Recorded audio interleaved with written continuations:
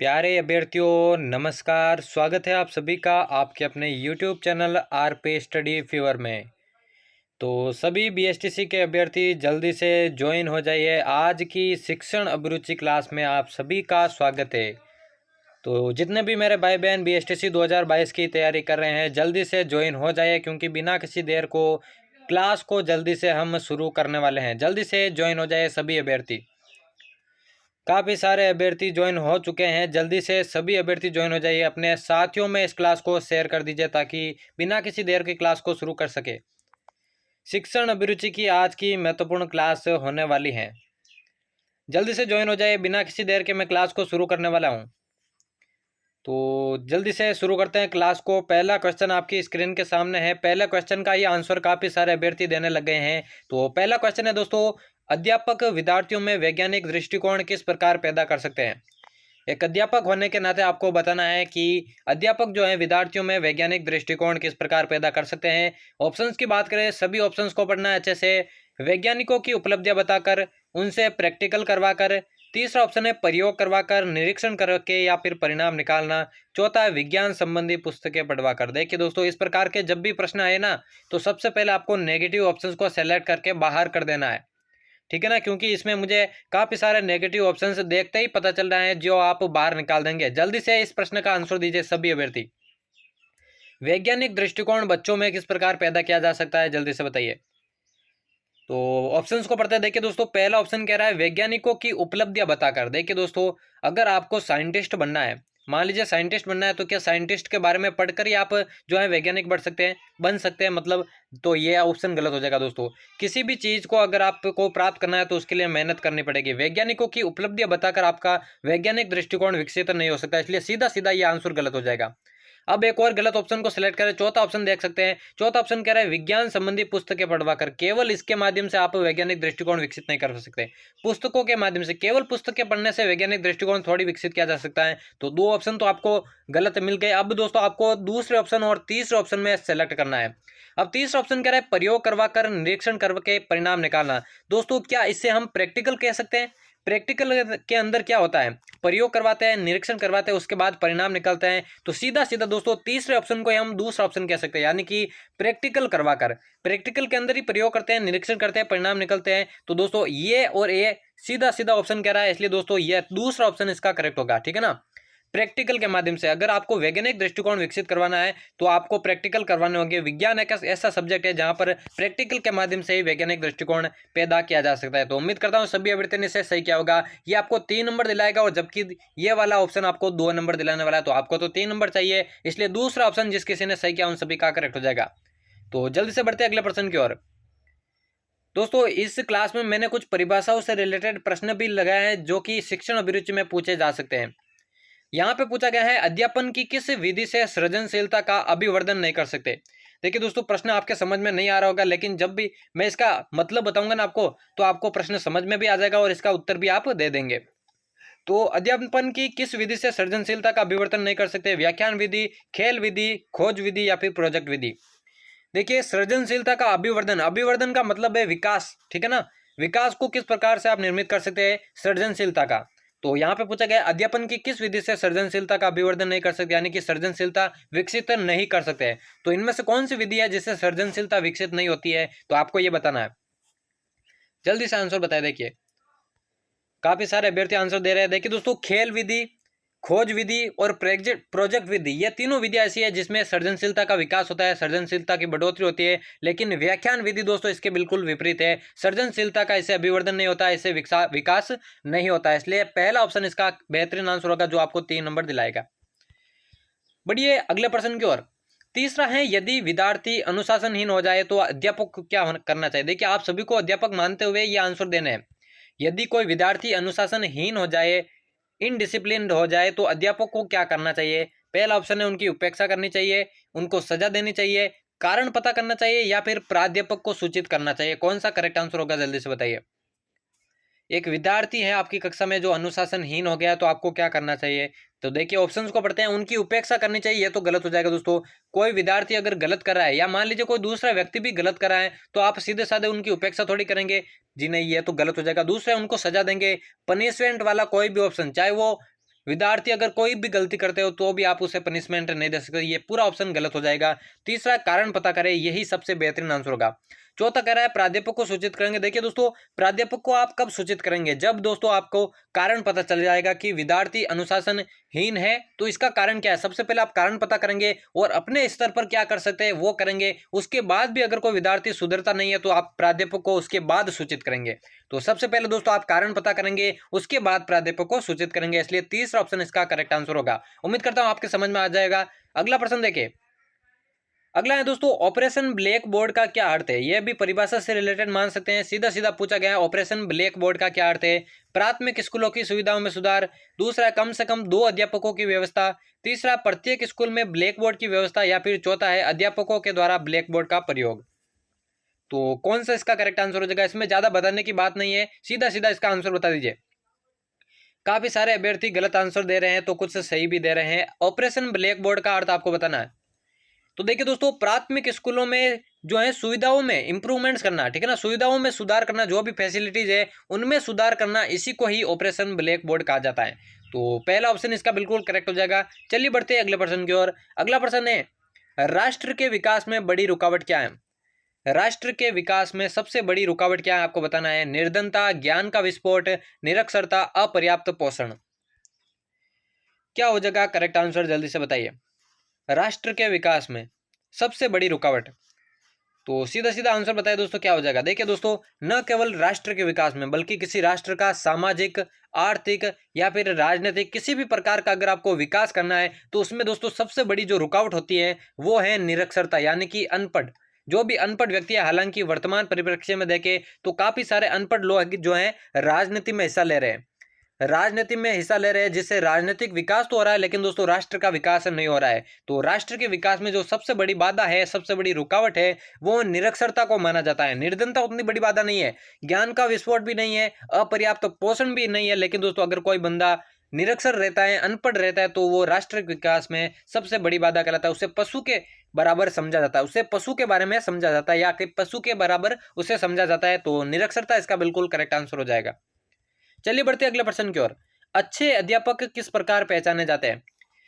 इसे आप ऐसे भी कह सकते हैं, अच्छे अध्यापक का गुण क्या है, अच्छे अध्यापक की विशेषता क्या है, अच्छे अध्यापक का या कहे उद्देश्य क्या है, या फिर कहे अच्छे अध्यापक के किस प्रकार पहचाने जाते हैं, आपको बताना है। उनके अध्यापन द्वारा, उनके व्यक्तित्व द्वारा, उनके पहनावे द्वारा, या फिर उनके व्यवहार द्वारा। तो आंसर दीजिए, इसका सभी को आंसर देना है। और कितने प्रश्न आपके सही होते हैं क्लास के एंड में आपको जरूर बताना है। फिलहाल दोस्तों इस प्रश्न की बात करें, अच्छे अध्यापक किस प्रकार पहचाने जाते हैं, तो उनके अध्यापन शैली के द्वारा। मतलब अध्यापक बच्चों को कैसे पढ़ाता है, क्या बच्चों के वो समझ में आता है या नहीं है, अध्यापन शैली किस प्रकार की अध्यापक की, वही दोस्तों उस एक अच्छे अध्यापक का गुण है, अच्छे अध्यापक की विशेषता है, उसका उद्देश्य है। तो एक अच्छे अध्यापक किस प्रकार पहचाने जाते हैं, तो उसके अध्यापन के द्वारा। बाकी तीनों दोस्तों व्यक्तित्व का इससे कोई मतलब नहीं है, पहनावे से इसका कोई मतलब नहीं है, किसी भी प्रकार का पहनावा पहन के आप बच्चों को पढ़ा सकते हैं। उनके व्यवहार का, व्यवहार आपको 2 नंबर दिलाएगा, लेकिन उसकी अध्यापन शैली दोस्तों पहला ऑप्शन आपको 3 नंबर दिलाएगा, इसलिए पहला ऑप्शन इसका करेक्ट हो जाएगा। चलिए बढ़ते अगले प्रश्न की ओर। अगला है, निम्नलिखित में से कौन सी दृश्य श्रव्य सामग्री है। दोस्तों ऐसा एक प्रश्न हर एग्जाम में पूछा जाता है, जिसमें भी शिक्षण अभिरुचि या फिर मनोविज्ञान से संबंधित प्रश्न आते हैं, चाहे वो रीट हो, बीएसटीसी हो, सीटेट हो, पीटेट हो, ये प्रश्न जरूर पूछे जाते हैं। श्रव्य दृश्य सामग्री, तो पूछा गया है श्रव्य दृश्य सामग्री कौन सी, यानी कि जिसे देखा भी जा सकता है, सुना भी जा सकता है। तो रेडियो, ब्लैक बोर्ड, टेलीविजन या फिर OHP। क्या हो जाएगा करेक्ट आंसर, जल्दी से बताइए। इनमें से आपको बताना है कौन सा दृश्य श्रव्य सामग्री है। तो देख के ही आपको पता चल गया होगा कि टेलीविजन दोस्तों दृश्य सामग्री भी है और श्रव्य सामग्री भी है। टेलीविजन में चित्र भी देखे जा सकते हैं और साउंड को भी सुना जा सकता है, तो ये इसका बिल्कुल करेक्ट आंसर होगा। चलिए बढ़ते अगले प्रश्न की ओर। गणित किस प्रकार का विषय है। गणित किस प्रकार का विषय बहुत बार पूछा गया प्रश्न है। तर्क पर आधारित, कठिन, सरल या फिर गणना संबंधी। 2 ऑप्शन तो मैं ऐसे ही आपके इसमें गलत करा दूंगा ताकि आपको इजी हो जाए। देखिए कठिन या सरल, देखिए दोस्तों कोई भी सब्जेक्ट ना तो कठिन होता है ना सरल होता है। अगर आप अच्छी तैयारी से उस सब्जेक्ट को पढ़ते हैं, अच्छी समझ से उसे पढ़ते हैं, तो दोस्तों कोई भी सब्जेक्ट ना तो आपको कठिन लगेगा ना आपको सरल लगेगा, ठीक है ना। कठिन कठिन तो दोस्तों कोई होता नहीं है, और सरल सब्जेक्ट अगर आप अच्छे से पढ़ ले तो दोस्तों वो सरल हो जाएगा। तो गणित किस प्रकार का विषय, ये दोनों तो गलत हो जाएंगे। तर्क पर आधारित या फिर गणना संबंधी में से आपको आंसर देना है।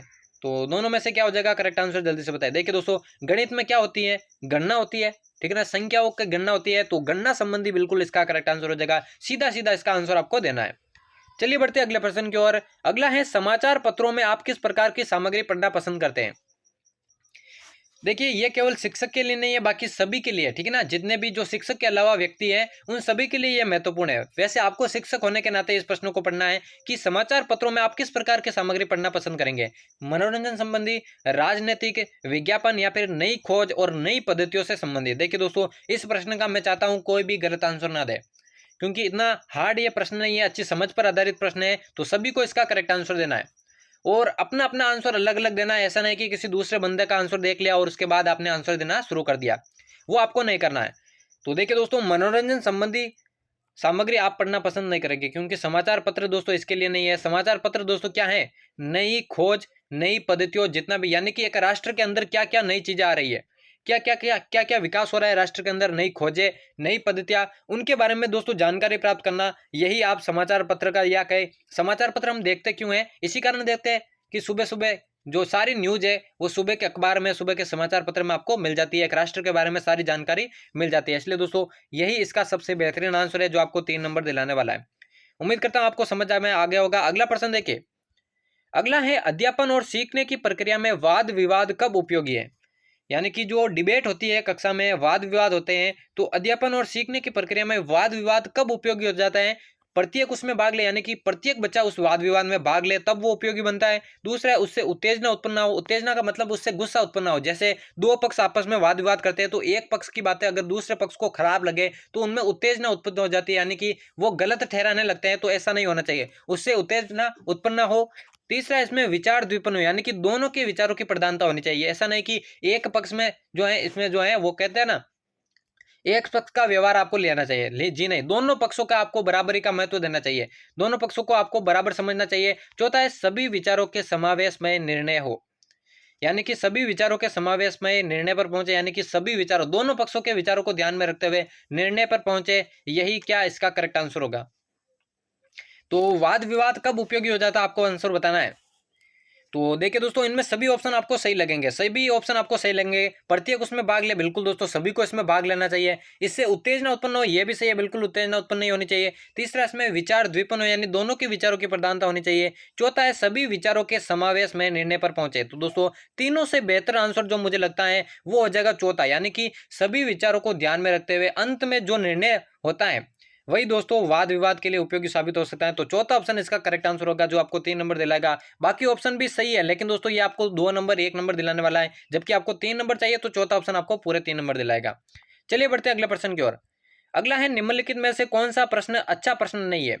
यानी कि कौन सा प्रश्न है जो आपको अच्छा प्रश्न नहीं लगता है? पहला है, ब्लैक बोर्ड का आकार क्या है? क्या ब्लैक बोर्ड आयताकार है? तीसरा है, क्या आप ब्लैक बोर्ड पर आयत बना सकते हैं? चौथा है, ब्लैक बोर्ड के आकार के विषय में आप क्या कह सकते हैं? यानी कि कौन सा प्रश्न जो है अच्छा नहीं है, इसमें आपको बताना है। तो सीधे सीधे आपको इसमें मालूम हो जाएगा। तीसरा ऑप्शन देखिए, क्या आप ब्लैक बोर्ड पर आयत बना सकते हैं? दोस्तों बिल्कुल, ये तो मतलब बेवकूफ़ी वाली बात हो गई कि ब्लैक बोर्ड पर आयत बना सकते हैं या नहीं। अब ब्लैक बोर्ड पर दोस्तों चित्र बनाने के लिए ही ब्लैक बोर्ड निर्मित किया गया है। ब्लैक बोर्ड पर हम जो चाहे बना सकते हैं। तो यहाँ पे ये कितना बेवकूफ़ी वाला प्रश्न पूछा गया है कि क्या आप ब्लैक बोर्ड पर आयत बना सकते हैं? तो यही इसका करेक्ट आंसर होगा। सीधा सीधा आप इसे देख सकते हैं। बाकी तीनों की, ब्लैक बोर्ड का आकार क्या है, ये प्रश्न है। दूसरा है, क्या ब्लैक बोर्ड आयताकार है? ये भी अच्छा प्रश्न है। चौथा है, ब्लैक बोर्ड के आकार के विषय में आप क्या कह सकते हैं? लेकिन दोस्तों तीसरा ऑप्शन ये एक अच्छा प्रश्न नहीं है। यहाँ पर पूछा गया है, क्या ब्लैक बोर्ड पर आयत बना सकते हैं, जो कि एक गलत सवाल है। तो यही इसका करेक्ट आंसर होगा। चलिए बढ़ते हैं अगले प्रश्न की ओर। अगला है, एक अध्यापक को किस प्रकार के विद्यार्थी पसंद है? जब भी आप आगे अध्यापक बनेंगे तो आपको कैसे विद्यार्थी पसंद आएंगे, ये आपको बताना है। फ्यूचर में आप अध्यापक बनने वाले हैं, इसीलिए आप बीएसटीसी का एग्जाम दे रहे हैं, बीएसटीसी की तैयारी कर रहे हैं, तो कैसे विद्यार्थी आपको पसंद आने चाहिए, इसी के बारे में यहाँ पे पूछा गया है। जो उसकी प्रशंसा करे, जो विद्यार्थी शिक्षकों की सदैव प्रशंसा करे, ऐसे विद्यार्थी। जो चुपचाप उसकी बातें सुनते रहे, यानी शिक्षक गलत हो या सही हो, चुपचाप उनकी बातें सुनते रहे। तीसरा है, जो वाद विवाद करे और प्रश्न पूछे। चौथा है, जो हमेशा उसकी आज्ञा माने। क्या हो जाएगा करेक्ट आंसर? लेकिन जो उसकी प्रशंसा करे और जो चुपचाप उसकी बातें सुनते रहे, ये तो सीधे साधे गलत हो जाएंगे। जो उसकी प्रशंसा करे दोस्तों, ये तो बिल्कुल गलत हो जाएगा। और जो चुपचाप उसकी बातें सुनते रहे, यानी कि सही हो या गलत हो, दोनों में समान बने रहे, यानी कि तटस्थ बने रहे, तो ये भी गलत हो जाएगा। आपको तीसरे और चौथे में पूछना है कौन सा करेक्ट आंसर होगा। देखिए, जो हमेशा उसकी आज्ञा माने, मान लीजिए शिक्षकों को हमेशा आज्ञाकारी विद्यार्थी पसंद आते हैं, ठीक है ना। जो शिक्षकों का आदर नहीं करते हैं वो पसंद नहीं आते हैं शिक्षकों को। जबकि तीसरा ऑप्शन देखिए, जो वाद विवाद करे और प्रश्न पूछे, एक अध्यापक को वही विद्यार्थी ज़्यादा पसंद आते हैं जो कि अध्यापन शैली के बारे में या शिक्षक जो भी पढ़ा रहा है स्कूल में उसके बारे में, कक्षा में जो भी पढ़ा रहा है उसके बारे में सवाल पूछे कि सर ये समझ में नहीं आया, ये दोबारा बताइए, या फिर वाद विवाद करे, यानी कि कोई प्रश्न अगर आपने गलत बता दिया है तो उसके बारे में कहे कि सर ये प्रश्न गलत है, या फिर कोई सही प्रश्न आपके समझ में ना आए तो उसके बारे में पूछना। तो जो भी विद्यार्थी वाद विवाद करते हैं, प्रश्न पूछते हैं, जो है एक्टिव रहते हैं कुल मिलाकर कक्षा में, वही विद्यार्थी एक अध्यापक को पसंद आते हैं। इसलिए दोस्तों तीसरा ऑप्शन इसका करेक्ट हो जाएगा। चलिए बढ़ते हैं अगले प्रश्न की ओर। देखिए काफी सारे अभ्यर्थी जो कंटिन्यूअसली दोस्तों सही आंसर दे रहे हैं, ठीक है ना, उनका शिक्षण अभिरुचि में बोल रहा हूँ बहुत ही बढ़िया स्कोर होने वाला है। बीएसटीसी में 50 प्रश्न पूछे जाते हैं और जो भी शिक्षक, जो भी विद्यार्थी डेली क्लासेज अटेंड करते हैं और काफी सारे अभ्यर्थी सही आंसर दे रहे हैं प्रत्येक प्रश्न का, उनका शिक्षण अभिरुचि का स्कोर बढ़िया रहने वाला है। अगला प्रश्न है 13वां प्रश्न, कौशल विकास क्या है? कौशल विकास क्या है आपको बताना है। शिक्षण, अनुदेशन, प्रशिक्षण या फिर प्रौद्योगिकी। तो यहाँ पे सीधा परिभाषा से रिलेटेड पूछा गया है कि कौशल विकास क्या है, ये आपको बताना है। स्किल डेवलपमेंट, इंग्लिश में अगर देखें स्किल डेवलपमेंट क्या है आपको बताना है। तो कौशल विकास दोस्तों न तो शिक्षण है, न अनुदेशन है और ना ही प्रौद्योगिकी है, बल्कि ये एक प्रशिक्षण है, ये एक ट्रेनिंग है। कौशल विकास है, कुशलता का विकास करना व्यक्ति के अंदर, ये क्या है, एक प्रकार का प्रशिक्षण है। तो तीसरा ऑप्शन इसका करेक्ट हो जाएगा। अगला प्रश्न देखिए, अगला प्रश्न है विद्यालय शिक्षा के व्यवसायीकरण का क्या अर्थ है? यानी यहाँ पे पूछा गया है शिक्षा का व्यवसायीकरण करना, इसका क्या अर्थ है? रोजगार परक शिक्षा, व्यावसायिक अनुभव प्रदान करना, पेशीय शिक्षा या फिर प्रौद्योगिकी शिक्षा। शिक्षा का व्यवसायीकरण करना, इसका क्या अर्थ है आपको बताना है। तो काफी सारे अभ्यर्थी इसका आंसर दे भी रहे हैं। और दोस्तों ये भी नहीं, अगर मैं भी कोई गलत आंसर बताऊं ना तो आप कमेंट में क्लेम कर सकते हैं कि सर आपने ये प्रश्न गलत बताया है, इसका आंसर ये नहीं होना चाहिए, ये होना चाहिए, ठीक है ना। क्योंकि दोस्तों हड़बड़ी में कभी कभार जो है कोई भी प्रश्न गलत हो सकता है। कभी कभार क्लास को खत्म करने के चक्कर में या फिर पढ़ाने के चक्कर में कोई प्रश्न गलत भी हो सकता है, तो उसका आप बुरा ना माने। अगर आपको लगता है कोई प्रश्न गलत है तो कमेंट बॉक्स में बिना किसी हिचकिचाहट के आप बता दीजिए कि यह प्रश्न गलत है, इसका आंसर यह होना चाहिए। तो 14वें प्रश्न का आंसर सभी ने करेक्ट दिया है। व्यवसायीकरण का दोस्तों अर्थ है रोजगार परक शिक्षा। शिक्षा का व्यवसायीकरण का मतलब है रोजगार परक शिक्षा देना, यही इसका करेक्ट आंसर होगा। सभी ने करेक्ट आंसर दिया है। तो जल्दी से बढ़ते हैं अगले प्रश्न की ओर। और आज की क्लास का दोस्तों यह होने वाला है अंतिम प्रश्न। अंतिम प्रश्न है दोस्तों, आप एक बालक को परीक्षा में नकल करते हुए पकड़ते हैं तो आप क्या करेंगे?